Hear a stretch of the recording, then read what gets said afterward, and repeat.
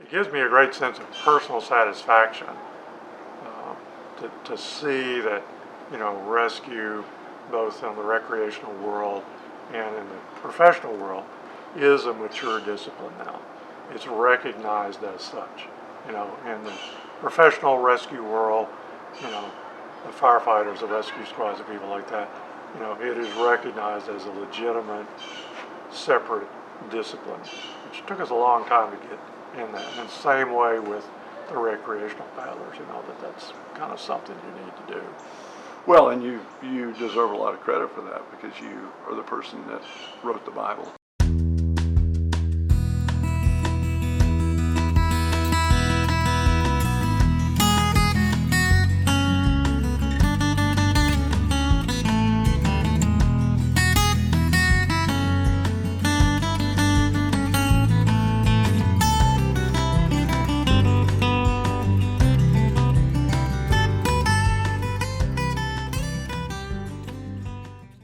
Hey folks, Mark Hunt here.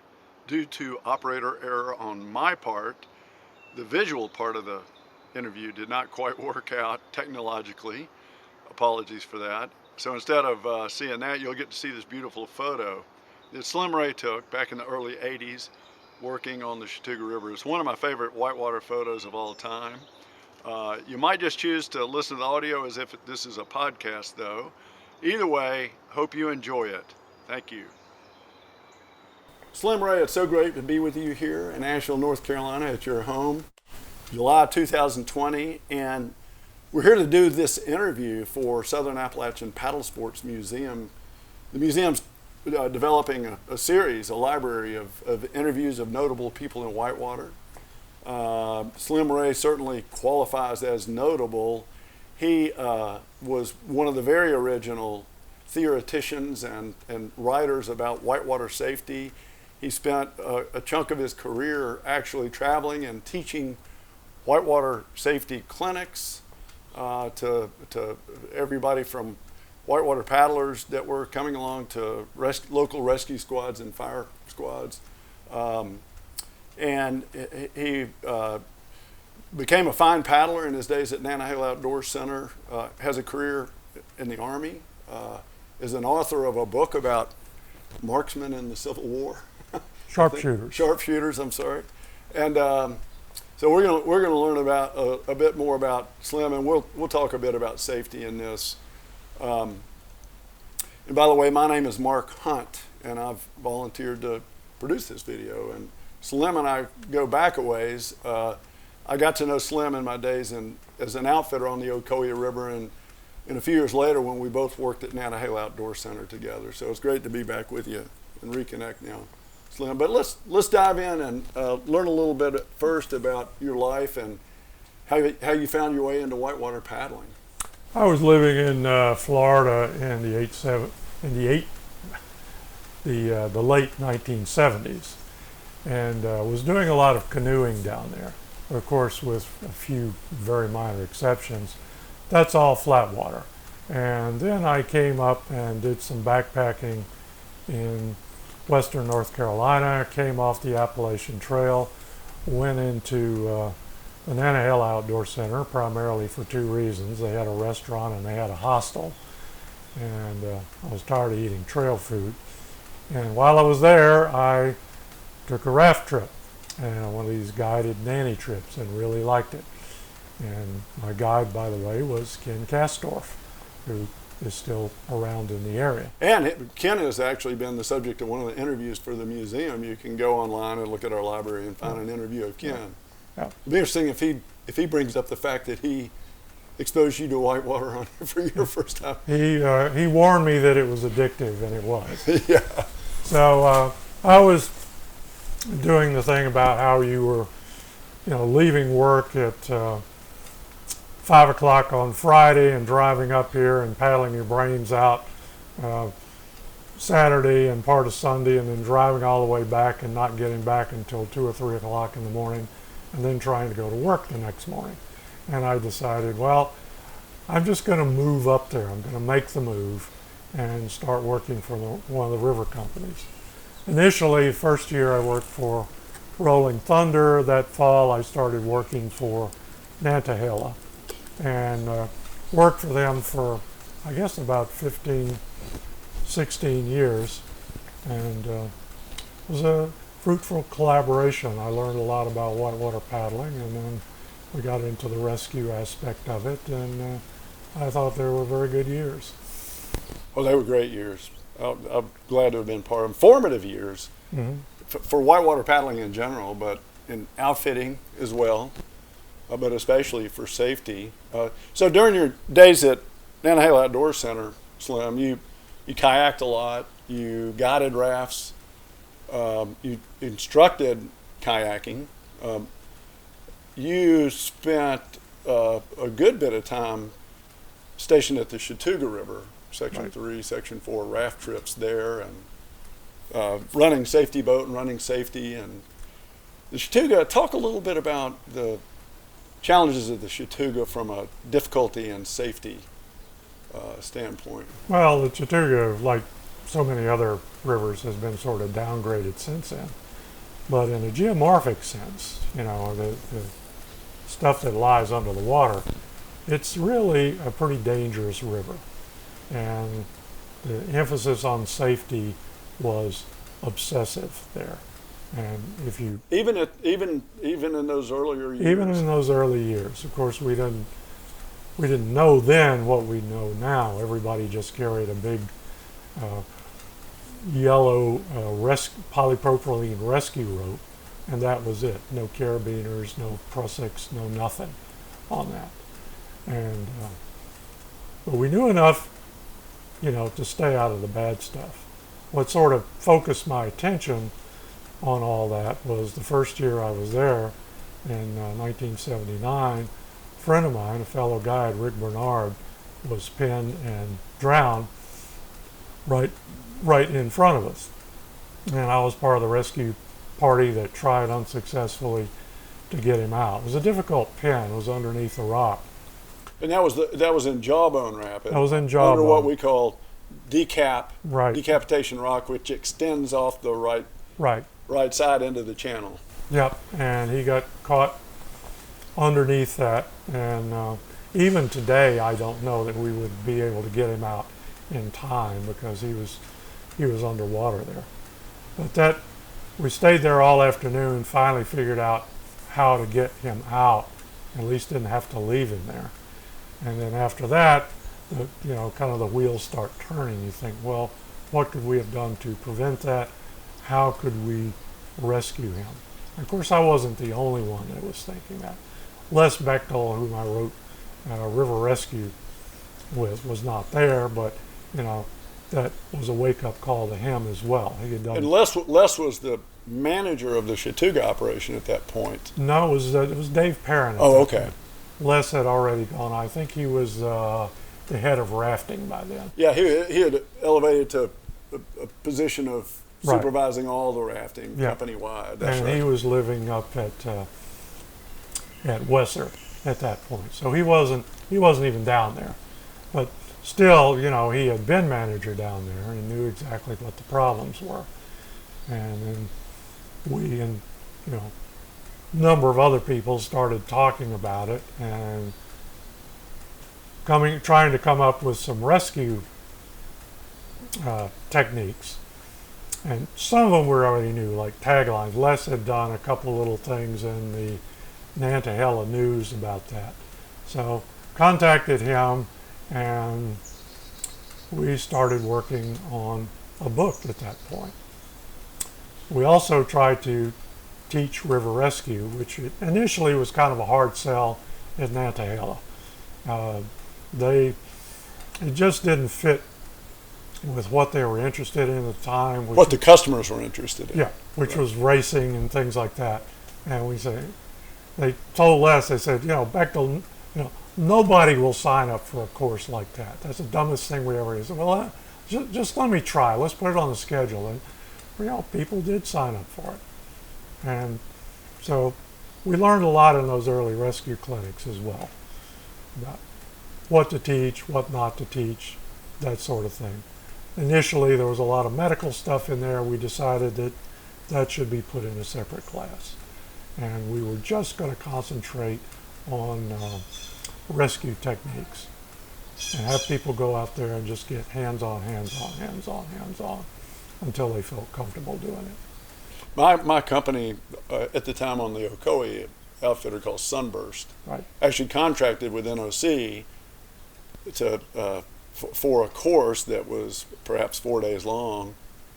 This was probably about 1980 or 81 maybe. And Les and Dick Eustace actually taught it. I don't know. We asked for you, I think. It's like we can't send all our best staff over there to teach you guys, but Les and Dick. But it was those techniques that you Right. guys had developed, and super helpful for us. Well, it was a learning process, and you learn things as you go on. Now, Dennis Kerrigan contributed a lot to it. He and I spent many hours out on the Nantahala and the Chattooga trying to work out rescue techniques. What works, what doesn't, and communicating with people like Charlie Walbridge, who was keeping track of all this stuff. And Charlie Walbridge, starting about then all the way till literally today, is the chairman of the American Canoe Association's Whitewater Safety Committee. He was the safety chair for many years. And he's involved in American Whitewater Affiliation as well as ACA. And I'm not quite sure which of those two entities does the most on the safety front. They're both very, very active in it. What Charlie has done, in addition to just the education, has been to put this in written form. Every year he goes and tries to track the number of accidents, the type of accidents, what went wrong, what went right, things like that. And it's been immensely helpful. They would come out in booklet form, and we would rush down and buy copies of it and read it, and going, well, what about this? What happened here? Why did it happen? What went wrong? Could it have been prevented? If it happens, how could this person have been rescued? And we learned a lot from those things. What's happening. For instance, the early 80s, flush drowning became a thing, and that was something that no one had ever thought of. I mean, the conventional wisdom was in the late 70s and very early 80s was if you were wearing a PFD, any kind of PFD, you were pretty safe, you were going to survive. And then we started seeing people who were in bigger water who were wearing a PFD, which stayed on, and they were still drowning. So, why did that happen? When we say flush, we're talking about perhaps a long stretch of whitewater that big whitewater, where the swimmer is continually forced under the surface, right, because of the wave action and the drops and the holes, right. Places that you would see out west or West Virginia or something like that, or the rivers around here at high water, where you get in there and you just keep going and going and going, and eventually people were drowning on that. And so that was a new one on us. That was something that then we had to take into account. When maybe we need more flotation, or maybe people need to change their life jacket more often because it loses flotation over the years. And I was talking about that the other day with a friend. That kind of, the badge of the experienced paddler or the raft guide was you had this really ratty looking life jacket that looked like it had been through the Moscow campaign and probably had about 5% of its original flotation.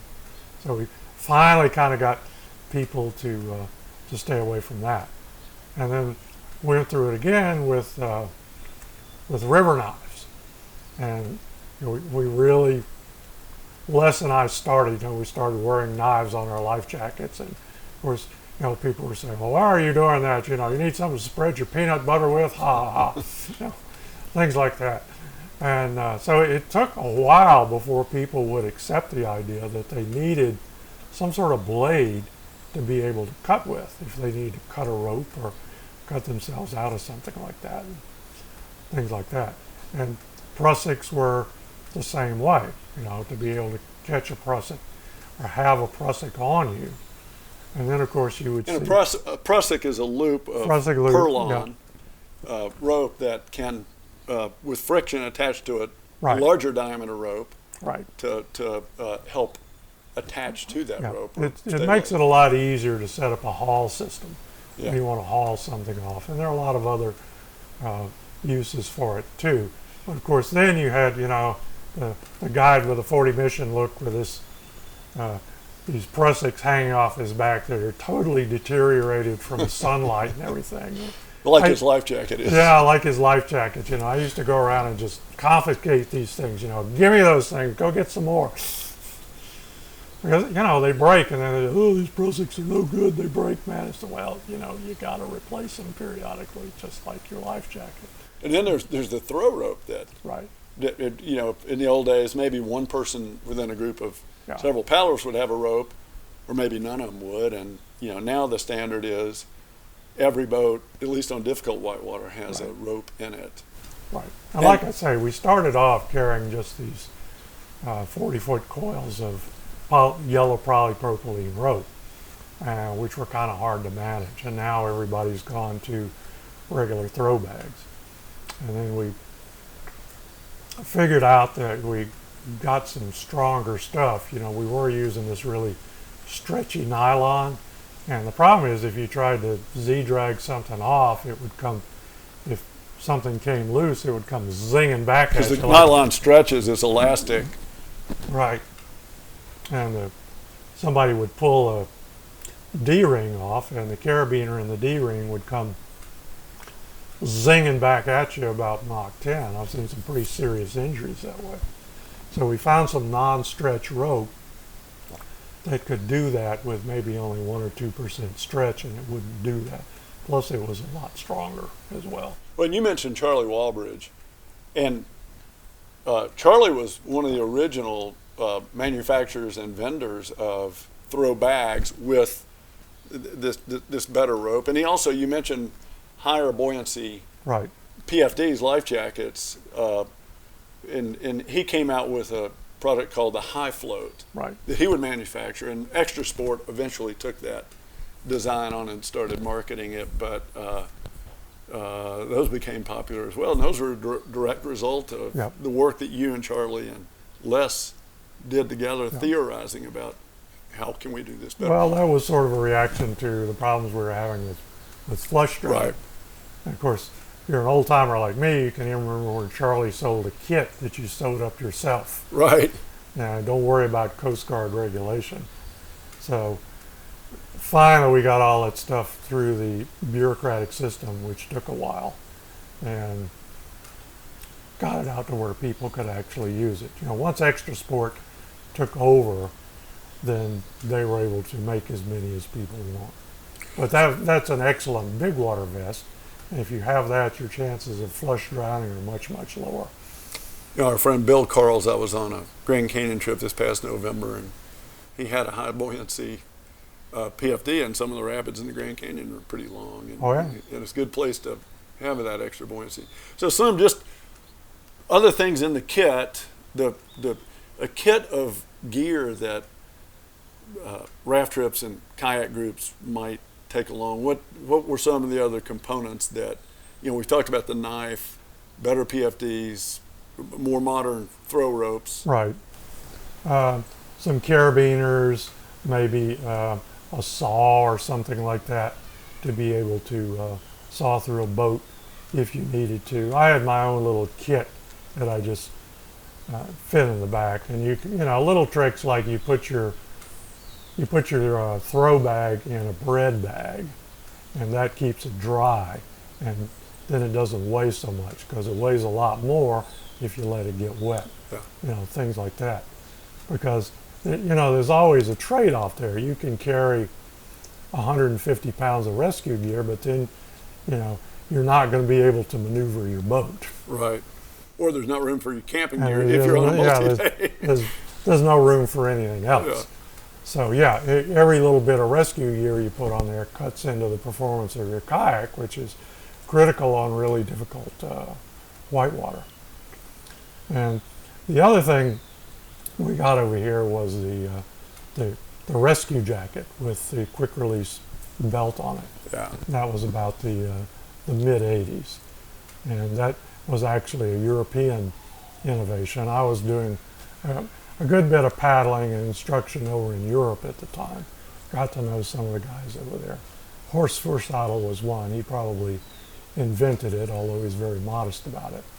And trying to get that back over here where we could get it approved so that people could wear it, because that added a whole new dimension. Then you could do a tethered rescue. Then you could have somebody tethered out there to wade out or swim out or something like that. And then if they got in trouble, be able to get out.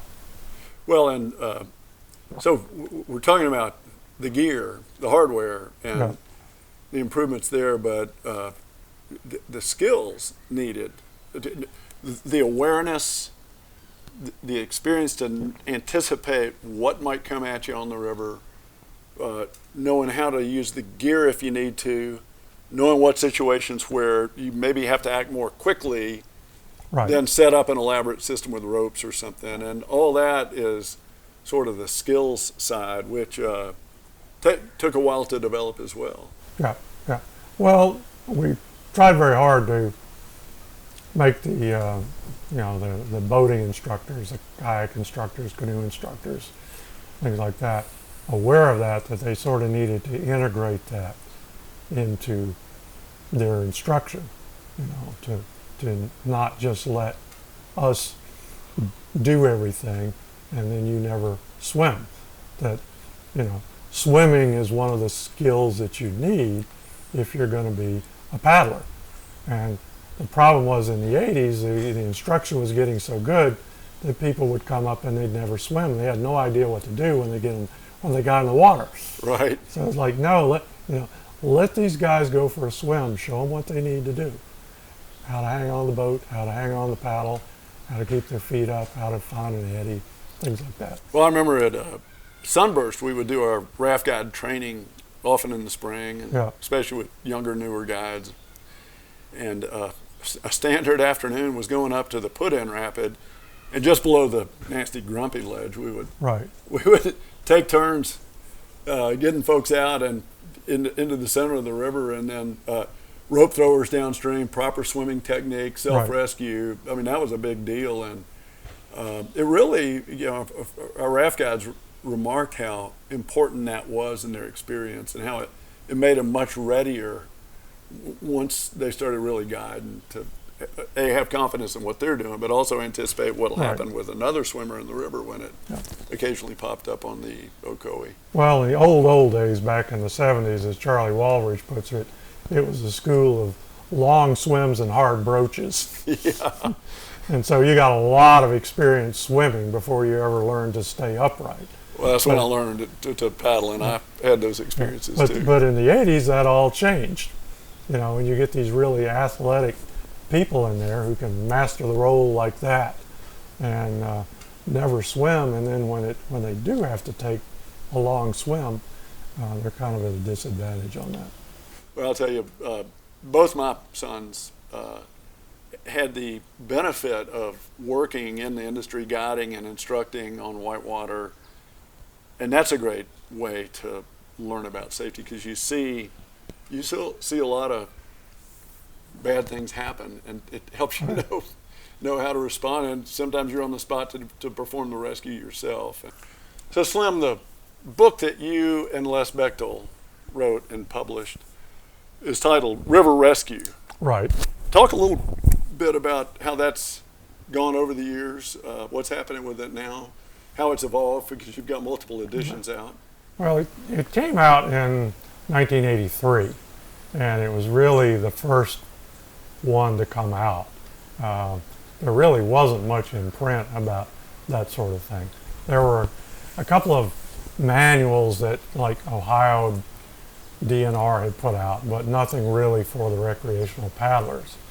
So ours was really the first, and it's since gone through 3 other editions, so we're on the 4th edition now. But we found out that things really moved fast in the early 80s. It seemed like every week we would have a new rescue technique that we had to investigate. Go out and see if it was going to work, and new equipment like the rescue vest and things like that. And that has slowed down. I think that just reflects the fact that it's a more mature technology now, more mature discipline. So the rate of innovation is a lot lower now because I think most of what works has already been discovered. I've heard people refer to that as the Bible of river rescue, and whether it's a summer camp or a canoe kayak club or even a swiftwater rescue team at a fire department or just friends among paddlers, how do I learn more about this? Well, go buy that book. And it's self-published now. You actually are the publisher yourself. I took over the publication myself after AMC decided they didn't want to do it anymore. And it's available in Whitewater shops around the country. Whitewater shops, Amazon. You can get it directly from me. But yeah, it's available. It's out there.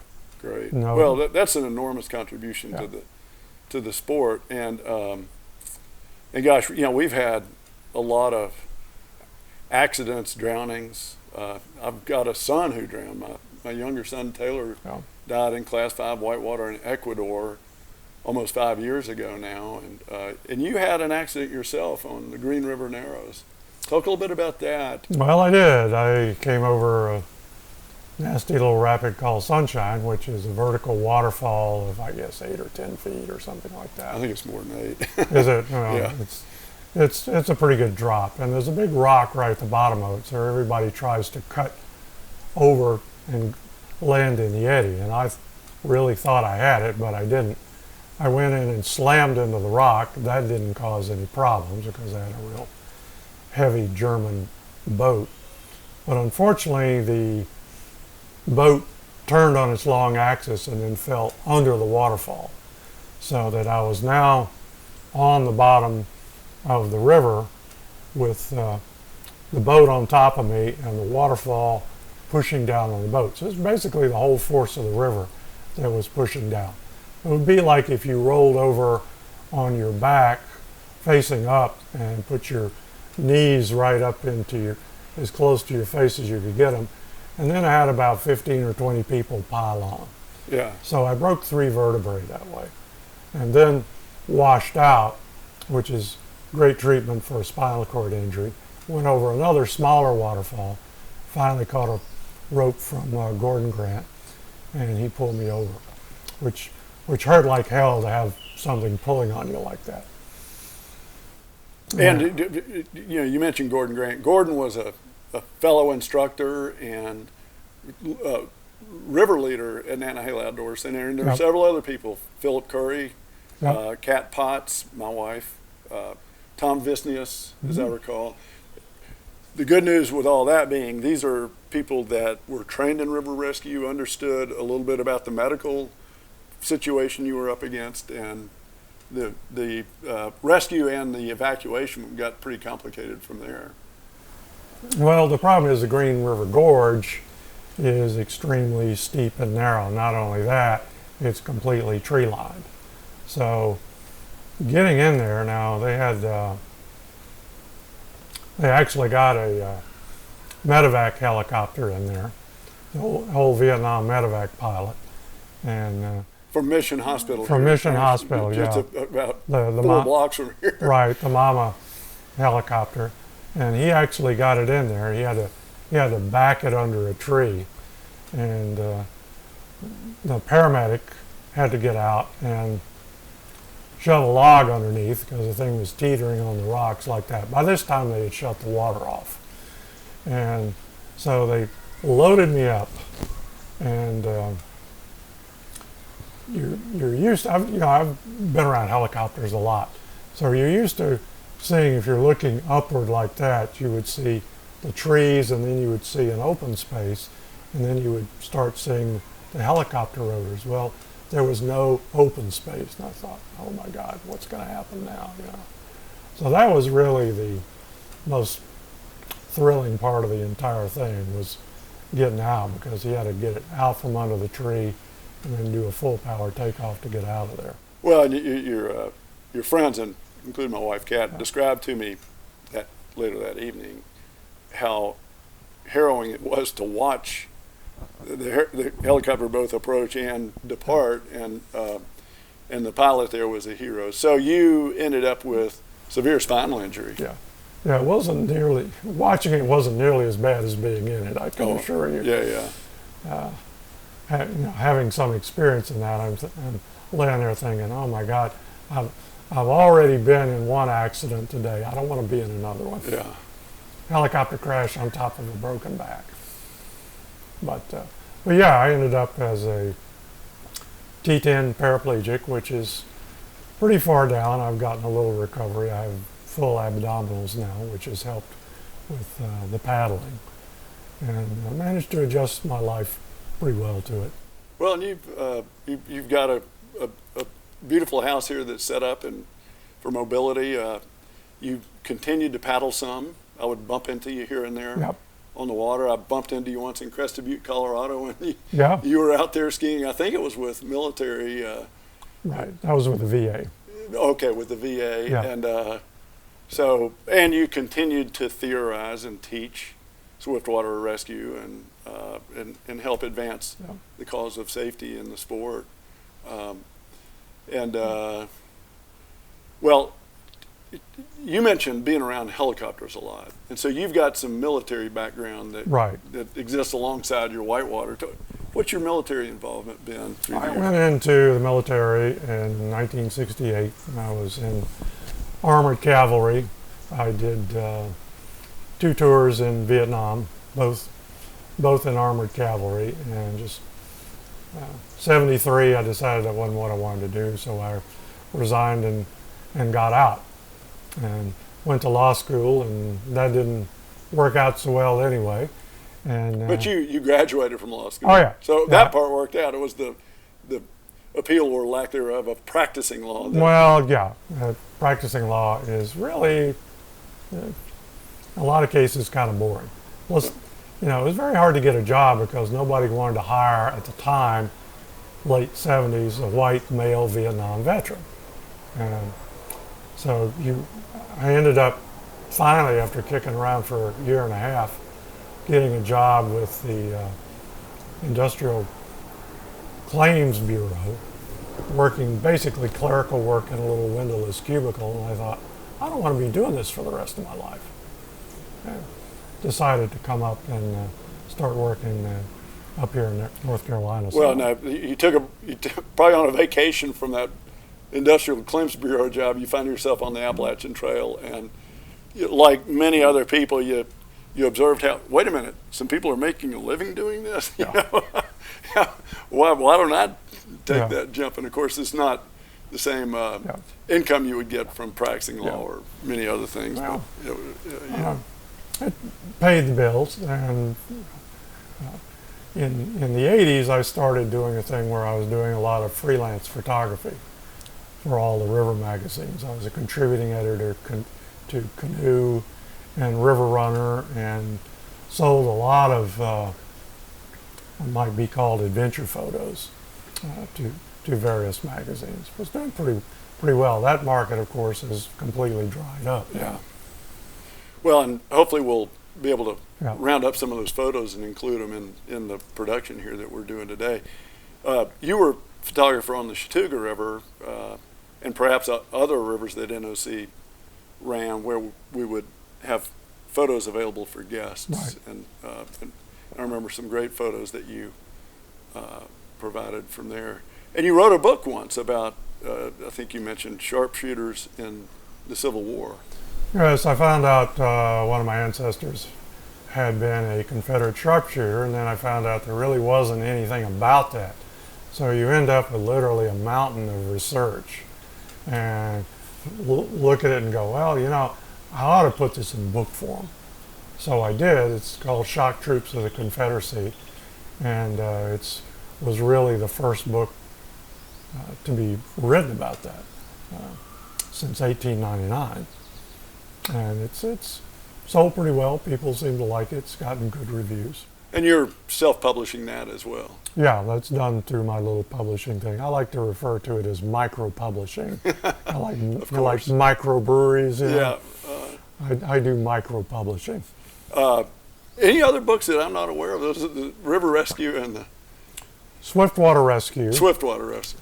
Which in the third edition of River Rescue, Les and I decided that we needed to split off the professional and the recreational tracks on that. You know, that trying to put them in one volume just didn't work.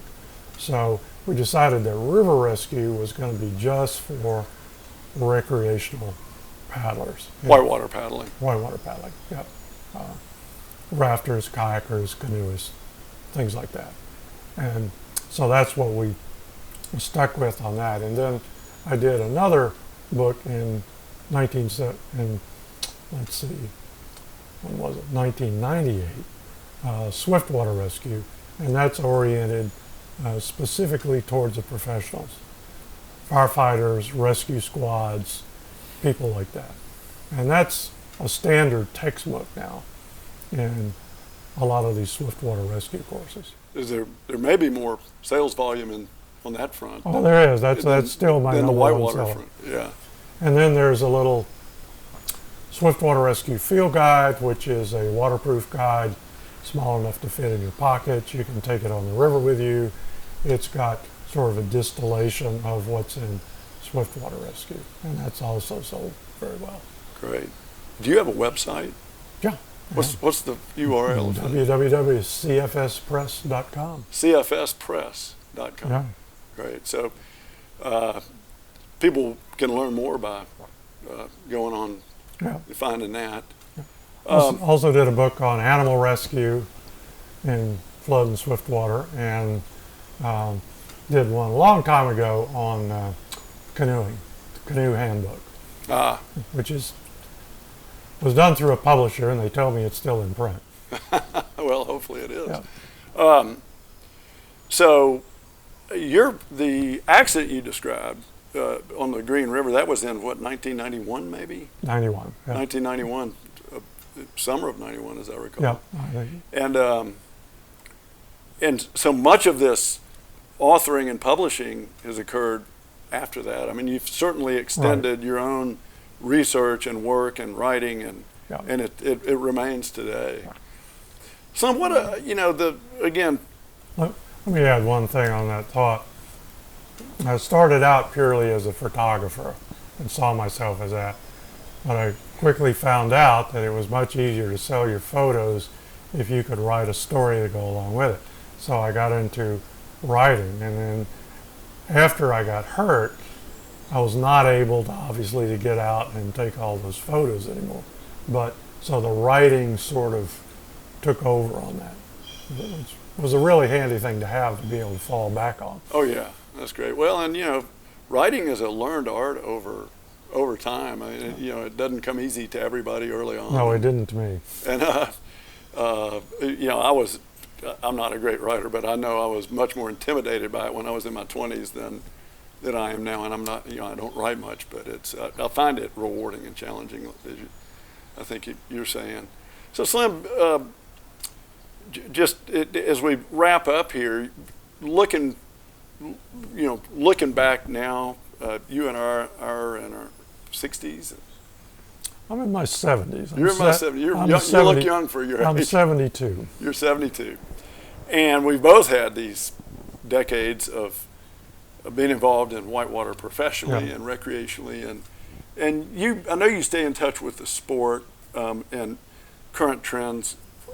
What is your take on the way safety has evolved? After Rick's drowning on the Chattooga, and you and Les and others were inspired to develop practices and gear and techniques and so on. You had great aspirations for how this might evolve.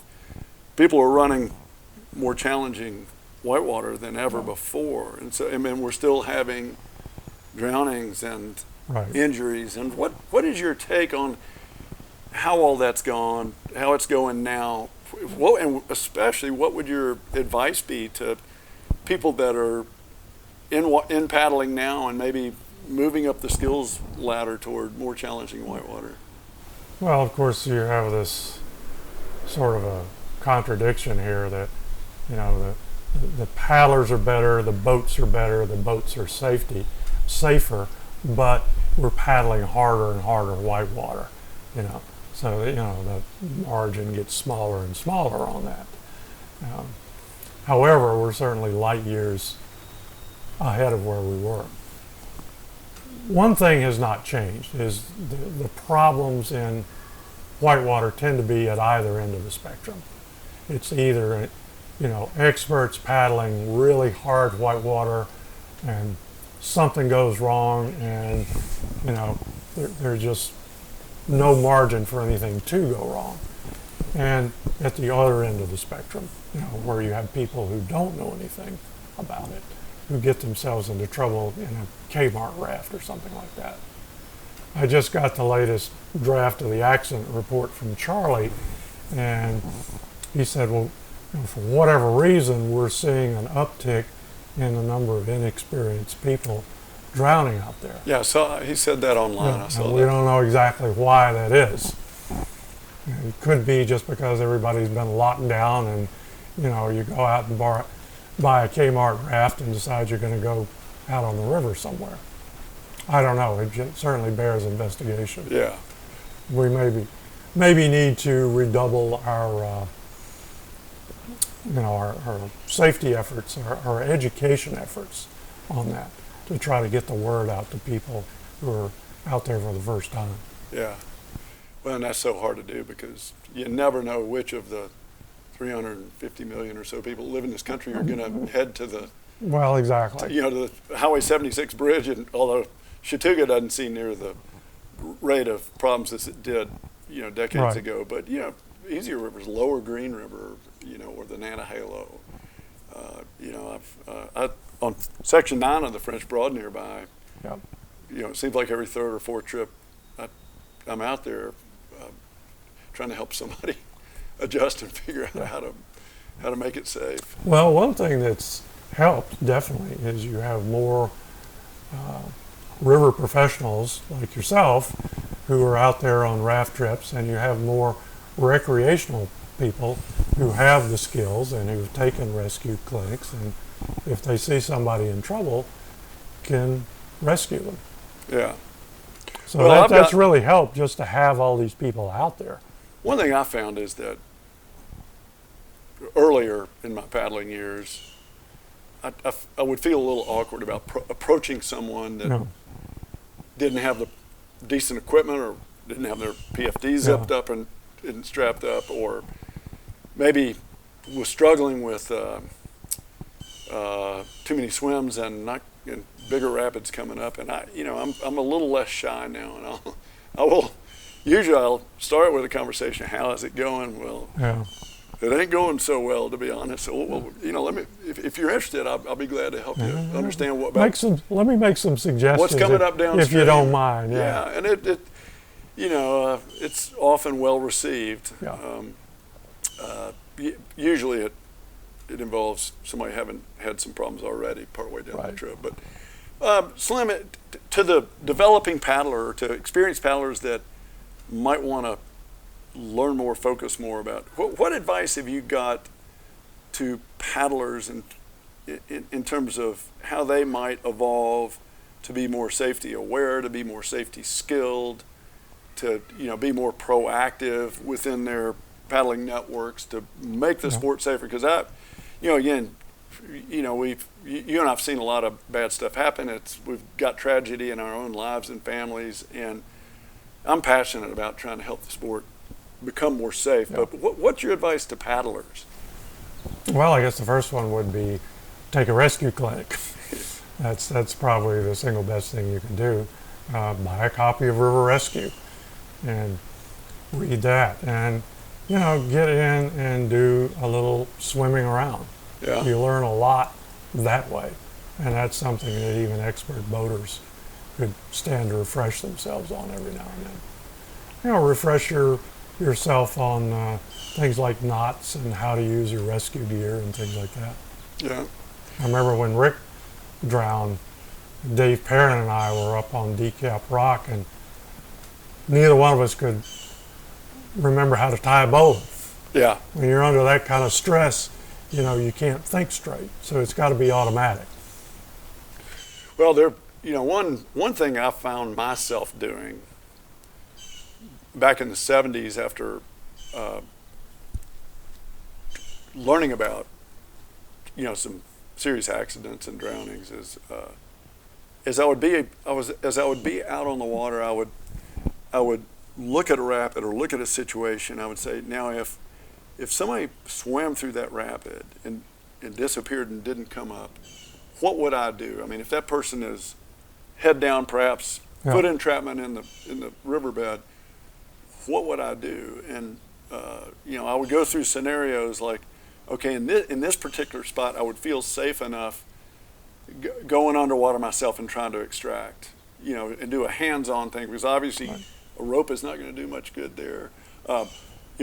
Other situation. What if a kayak were pinned around that bridge piling? I'm thinking of the Yoko now, of course, and and the person's legs are in there, but maybe the person is able to breathe for a while. What would I do there? And so, for me, I did a lot of just playing out hypothetical scenarios in my mind, and thank goodness I hadn't had to use too many of those kind of skills. But I feel like I've made myself more ready just because I anticipate. Well, that's one of the things we put into the first edition of River Rescue, the what if factor. Yeah. That to just get yourself into the mindset of automatically looking at all this stuff, especially on a river that you're on a lot. If you're guiding on the Ocoee or the Chattooga or the French Broad, if something happened here, how would you set up a rescue? And generally, rivers have kind of certain trouble spots that people habitually get into trouble, and you can sort of see on that and do some planning. I know at the Chattooga they have backboard stationed at various places where we've had problems in the past, and where you're more likely to have to take somebody out on a backboard. The Green River Narrows, when you had your accident, there wasn't a backboard down there, but now there is. Oh, I think there was pretty soon after your accident, actually. I was talking with John Grace a few weeks ago about safety, actually on one of these interviews, and he made a great point. I think his words were, running difficult whitewater is safe until it's not. Yeah. And what he meant by that was there are a lot of cases of swims through Class 4 and Class 5 whitewater, and the swimmer comes out smelling like a rose, or a kayak gets him stuck in a hole, and it can be forgiving, and occasionally, and it's a distinct minority of the time, because whitewater is forgiving very often. Occasionally there's real trouble. And his point was, people that paddle difficult water occasionally may become lulled into feeling like, well, nobody gets hurt doing this. Yeah. And then one day, boom, it happens. And that's why anticipating and thinking what could go wrong here, as you say, could be really important. Well, Slim, let's pull it to an end here. I want to thank you for doing this. Let me just say one more Please thing do. here. It gives me a great sense of personal satisfaction to see that rescue, both in the recreational world and in the professional world, is a mature discipline now. It's recognized as such. In the professional rescue world, the firefighters, the rescue squads, and people like that, it is recognized as a legitimate, separate discipline, which took us a long time to get in that. And the same way with the recreational paddlers, that's kind of something you need to do.